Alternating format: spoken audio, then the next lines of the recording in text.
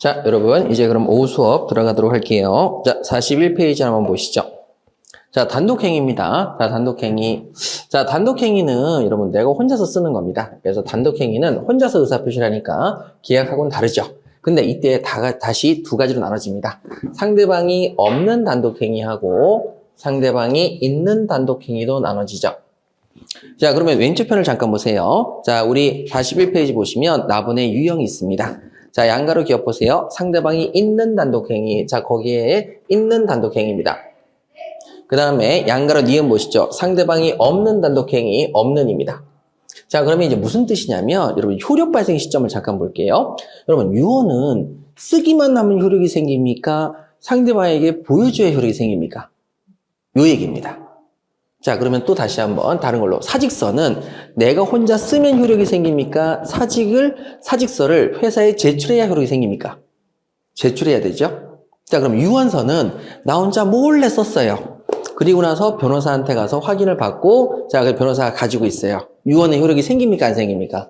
생깁니다. 꼭 굳이 보여줘야만 효력이 생기는 건 아니죠. 대신에 죽고 나면 보여주긴 하죠.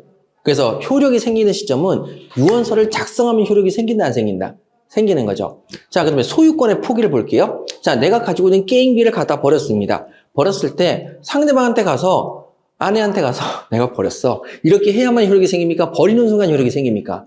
버리는 순간 효력이 생기고 알려줄 사람은 없는 거죠. 그러면 상대방이 없는 단독행위는 보여줄 상대방이 있다, 없다? 없다. 얘기해야 될 상대방이 있다, 없다? 없다. 그러면 굳이 알려주지 않아도 효력이 바로 생긴다, 안 생긴다? 생긴다. 상대방이 있는 단독행위는 상대방이 있으니까 나 혼자 해서는 안 되고 상대방에게 의사표시를 해야만 효력이 생기는 거죠. 사직서를 쓰는 순간 효력이 생긴다. 보여주는 순간 효력이 생긴다. 보여주는 순간. 상대방이 있어요, 없어요? 있죠. 사직서를 보여주는 순간에 사직효과가 생기는 거죠. 상대방이 있는 단독행위. 자, 유언서는 상대방에게 보여줄 상대방이 없는 거죠. 따라서 이 경우에는 상대방이 없는 단독행위, 이렇게 나눠지는 거죠. 자, 그래서 양가로 기억 보시죠. 상대방이 있는 단독행위는, 자, 우측에 상대방에게 의사표시가 도달되어야 효력이 발생하는 법률행위가 되겠습니다. 자, 41페이지 나분의 유형이죠. 자, 양가로 기억이죠. 상대방에게 의사표시가 도달되어야 효력이 발생하는 법률행위. 자, 상대방에게 뭐 해야만? 의사표시가 도달되어야만, 사직의 의사표시를 도달해야만 효력이 발생하는 겁니다. 자, 양가로 니은 보세요. 상대방 없는 단독행위. 자, 우측에 상대방에게 의사표시가 도달되지 않아도 효력이 발생하는 법률행위입니다. 자, 그러면 유언 같은 경우에는 꼭 보여줄 필요가 없죠? 그런데 여러분, 사직의 의사표시는 보여줘야만 되죠. 상대방이 있는 단독행위라고 보시면 됩니다. 자, 그럼 지금부터 외울게요. 자, 왼쪽 편에 상대방이 있는 단독행위 표가 있습니다. 자, 상대방 있는 단독행위에 잇 동그라미를 치세요. 상대방 있는 단독행위에 잇 동그라미를 치시고, 자, 그 다음에 여러분 그 밑에 형성권이 보이실 겁니다. 형성권에 성 동그라미를 치세요. 형성권에 성 동그라미를 치십니다.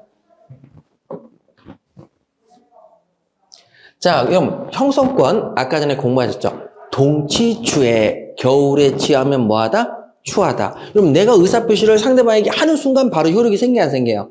생기죠. 생리효가 달라! 그러면 바로 효력이 생겨요, 안 생겨요? 생기죠. 나 혼자 생리효가 써야지라고 생각한다고 생겨요. 상대방에게 의사표시를 해야 돼요.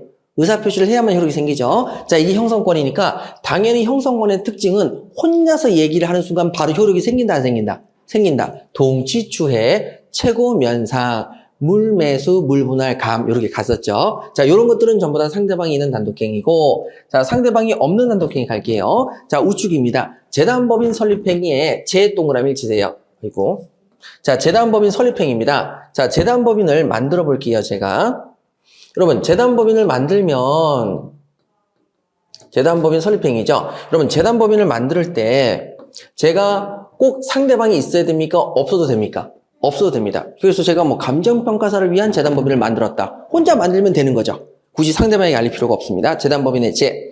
자, 그 다음에 여러분 소유권의 포기가 있습니다. 자, 소유권의 포기에 포 동그라미를 치시죠. 자, 소유권의 포기, 거기에 포를 동그라미를 치십니다. 게임기 갖다 버리는 거 상대방이 없습니다. 그래서 내 게임기인데 무슨 상대방이 있겠어요. 자, 그 다음에 그 밑에 상속의 승인 포기입니다. 상속의 승인 포기죠. 자, 거기에는 상의 동그라미를 치세요. 여러분, 상속은, 자, 내가 상속을 받는데 얘기할 상대방이 없는 거죠. 이미 부모님은 돌아가셨고, 자, 그래서 여기도 상대방이 없습니다. 그 다음에 유언입니다. 자, 유언. 유호 동그라미를 치시죠. 거기에는 유호 동그라미. 자, 그래서 여러분 여기서 두 문자로 잘 기억하시죠? 자, 이쪽 부분하고 이쪽 부분 두 문자로 외우셔서 간단하게 문제를 푸시면 되겠습니다. 일일이 이렇게 따질 수는 없어요. 귀찮잖아요. 그래서 어떻게 하시면 되냐면, 야, 요번에 걔는 상을 받아 못 받아. 그렇게 하지만, 아이고, 쟤는요, 요번에 포상이 없슈. 라고 이렇게 딱 하는 거죠. 자, 그래서 쟤 포상 없슈. 두 문자 따시고, 그러니까 옆에 있는 사람이 아니야 있어. 자, 그래서 있어 이렇게 두 문자를 따시면 됩니다. 제 포상 없슈 있어 이렇게 두 문자를 따셔서 자 상대방이 없는 단독행위 제 포상 없슈 아니야 있어 해서 상대방이 있는 단독행위 상대방이 없는 단독행위 요것만 이제 구별하시면 되시겠습니다. 자, 의의나 내용 같은 걸 아는 게 아니고요. 내용을 알아서 머릿속에 이런 정도의 차이점이 있구나 라고만 확인하시면 되고 두 문자만 기억하시면 되시겠습니다. 자, 이렇게 정리하시면 끝나시겠네요.